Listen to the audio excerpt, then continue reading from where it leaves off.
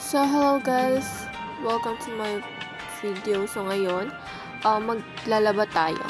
So, na step natin is collecting. Dito, magko-collect tayo ng mga lalabhan. Na need natin labhan. Yun. So, second step natin is recording. So, di ko na siya na-videohan. Pero sa recording, dapat kung ano yung mga nilaban mo nung una, yun din yung lalaban mo sa huli. So, sa third step is dapat magsisort tayo dito ng light clothes, medium to heavy clothes. So, ayan. Fourth step natin is suds. So, dito maglalagay ka na ng tubig tsaka ng detergent. So, ang ginamit ko is powder. Next is soak. So, dito i-soak mo na yung mga clothes. So, yung next step natin is washing. So, dyan, kukusutin mo na yung mga damit na need mong kusutin. Malamang. Next step is rinsing. So, dito babalawan mo na yung mga nilabhan mo. Siyempre, kailangan namang hindi mo banlawan yan, di ba? Para ka namang yan, charis.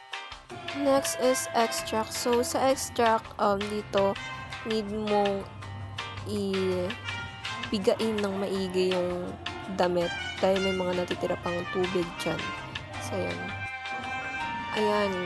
Tapos na siyang maglaba. Talagang tumingin pa talagang babaeng ito. After maglaba, ayan, umakyat siya. Nakikita nyo naman, di ba? So, ayan. Umakyat siya na nagdan. Ayan, magic. Nandyan na siya. So, ayan, pangilang step na yan. Kalimutan ko na. Basta yan, nagpapatuyo na siya ng sasampay na siya. Nakikita nyo naman, di ba? So, yan. Yes, ganun.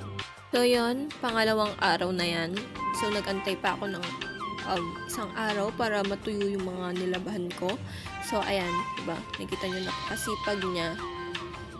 Just, basta yan, nag-aano na siya, nag-ironing na siya. Plancha na. So, pang ilang step na ulit yan. Nakalimutan ko na. Basta yan. Plancha lang. Tamang plancha lang. Galing talaga. Sipag. Next naman is pagtutupi. So, ngayon, sabihin pa ako dyan ng masipag ng lola ko. Nakikita nyo naman, di ba, sinamp ko na yung mga hindi pwedeng itupi dahil magugusot lang.